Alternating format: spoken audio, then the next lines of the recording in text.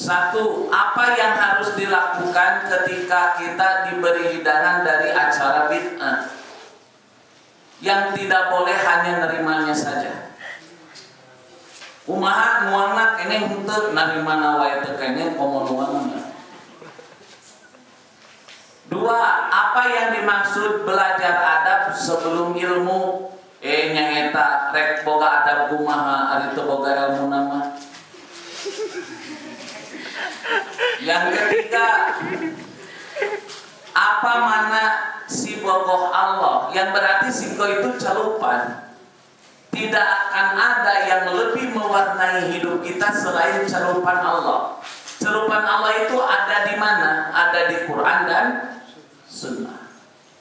Ketika kita menjalankan Quran dan Sunnah, berarti kita ini sudah mencelup diri kita dengan apa? Sibghatullah, sibghahnya Allah Subhanahu wa ta'ala. Kaupat apa soroh apa salah soroh orang tulisan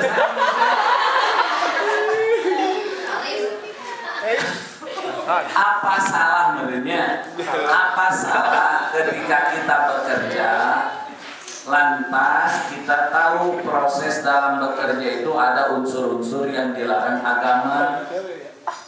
Terus apa nah terus ke? Butuh ternyata. Segitu lah beres. Spesifik atau masalahna bab naon?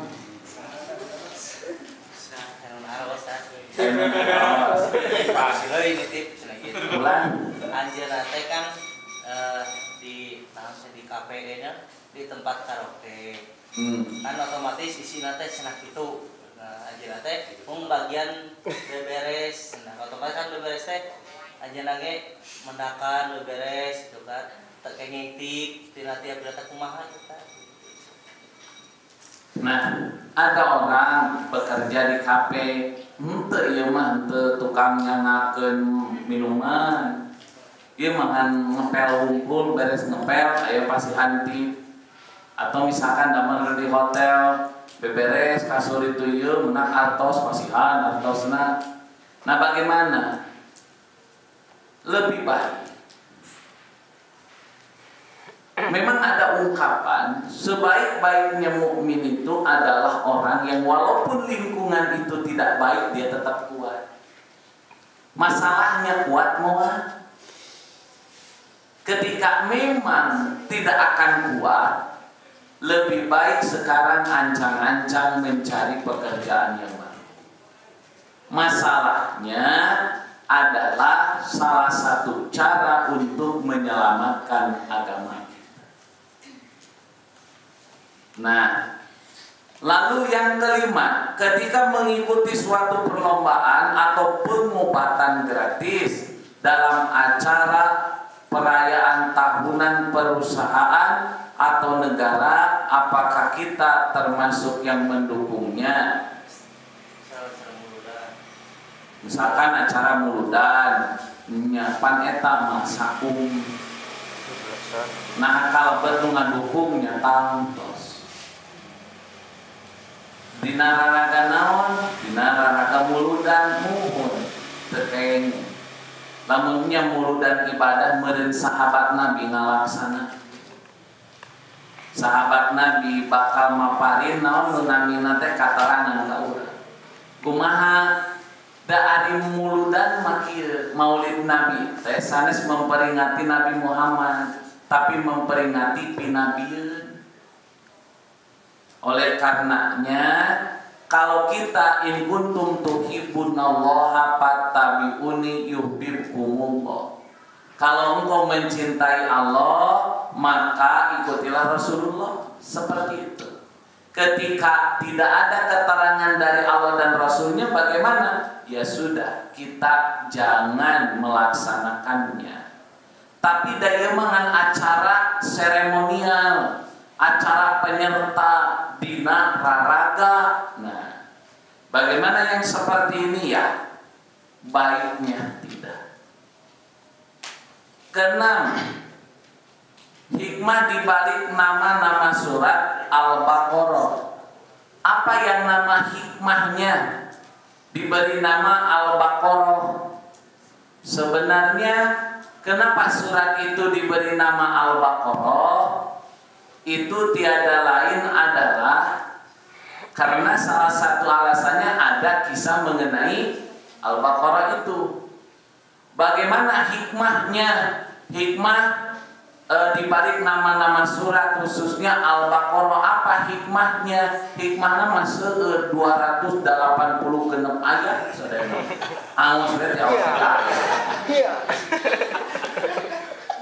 Nah, 7. Bagaimana cara menghilangkan dua penyakit hati, istighbar dan istighna? Atau untuk menghilangkan diri agar tidak istighbar, istisghor. Yang begitu. Bagaimana caranya agar kita tidak mempunyai sikap takabur? Berarti solusinya tawadu. Bagaimana atau kita agar tidak merasa diri kaya? Maka kita yaitu harus menjadi orang yang bagaimana merasa serba kekurangan. Sakit tuh, menek kemana deh? Kasalapan nih kancangnya sampai bertanya. Mengejar berkah dalam usaha itu seperti apa caranya? Begini. Barokah itu tiada lain adalah subutul khairil ilahi bil hayat, tetapnya kebaikan Allah dalam satu perkara. Itu namanya barokah. Misalkan aya jalmi nu hiji gaduh motor kaluaran anyar, nu hiji gaduh motor jadul. Anu motor nu anyar mah dianggo leras, tapi motor jadul eta nepi ka masjid. Lamun sae motor backjul jeung CBR 250 cc saya mana? Saya CBR, keur mah make CBR dianggo ka masjid. Ieu mah keur kanu backjul dianggo maksiat. Iya.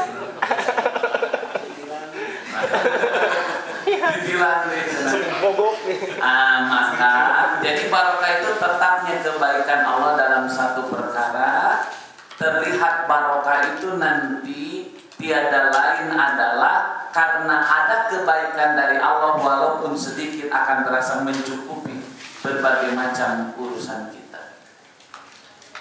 Nah, lalu bagaimana agar usaha kita ini barokah? Ada dua hal yang harus diperhatikan. Satu, zat usahanya itu tiada lain adalah, misalkan kalau dalam jual beli tidak boleh berjual beli barang yang haram zatnya. Yang kedua, agar barokah itu ada, tiada lain adalah harus diperbaiki pula cara memperolehnya. Maka insya Allah ketika itemnya adalah yang halal, dan yang kedua caranya pun yang halal, maka barokahlah yang akan didapat. Pak supaya paribasa ya ari dagang tetong jujur-jujur teuing. Lamun dagang jujur-jujur teh mah iraha beungharna. Betul, orang ini jujur, tapi yang aneh itu apa yang dia butuhkan tercukupi dengan usaha yang sederhana itu. Tetapi inilah yang tidak masuk akal. Ada orang yang perputarannya luar biasa besar kalau dinominalkan, tapi keuntungannya cuma sedikit. Padahal itu sudah ditambah tidak jujur. Tadi sudah dikatakan di awal, abal malu ayakhruja illa min haitsu ata. Sesungguhnya harta ini akan menolak untuk keluar kecuali dari mana dia berasal. Jadi harus yang halal, caranya pun harus yang halal. Insya Allah kebarokahan akan Allah berikan. Mana cekap ibu bapak tadi patarasan paminta ayah nyatos we urang cekap heula dugikeun ka dieu insyaallah dina Ahad Payun urang langkung mendalami deui makna dari surah Wal Fajri, yaitu demi waktu fajar. Kenapa Allah bersumpah dengan Wal Fajri? Nanti kita akan coba bahas pada minggu yang akan datang. Cukupkan dulu sekian. Rabbana atina fid dunya hasanah wa fil akhirati hasanah wa qina adzabannar. Wassalamualaikum warahmatullahi wabarakatuh.